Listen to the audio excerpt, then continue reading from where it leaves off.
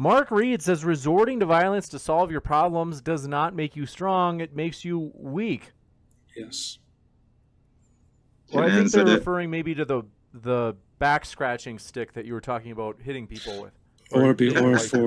Or to Islam handling society with violence and that being justified because it's for our own good.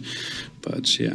What do you think, though, Emmy and Jay? I want to give you a chance to respond. Yeah, thanks. So I guess was he talking about the miswak, the stick? Oh, I think that's just my best guess. They didn't mention it, but I'm not sure what it might have been something else.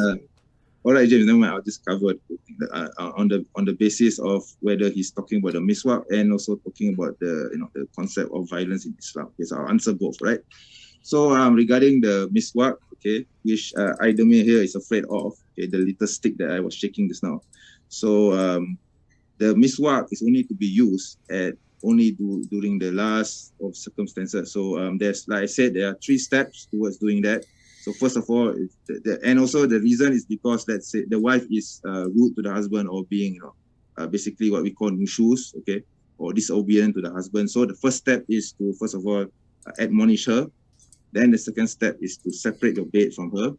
And the third step and the final step is, if she still is disobedient, then you beat her with a stick, okay?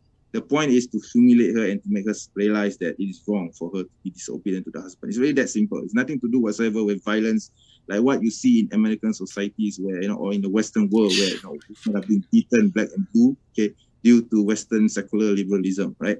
So, second part of the question, which is violence in Islam in general. So, I mean, Islam doesn't apologize for this. I mean, basically, I think you have heard what Daniel Haqqi said about violence in Islam. So, we don't deny that violence exists in Islam, but it's not something which, you do at your whim and pleasure. We don't use it to oppress other people. We don't use it to force other people to come our way of life.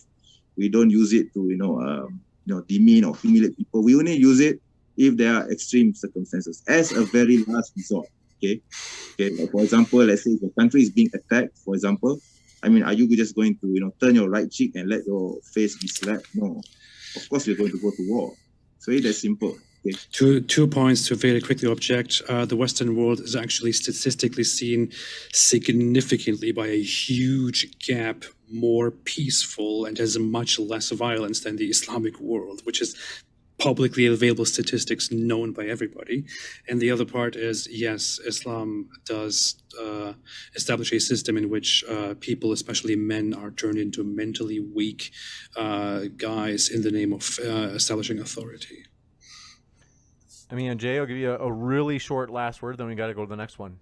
So, again, the carrot Islamophobe is, conflating things again. So, it's not because men are weak, which is why we admonish the wife, because she's disobedient. And like I said, it's a last resort. So we try to avoid that. That is why the first 2 steps come into place before the final step, right? So usually it might, it might be resolved earlier than expected. So it doesn't mean that, we just go ahead and, beat the wife. When this is empty, I've got to do this. It's just we've got so many questions. This is empty, so you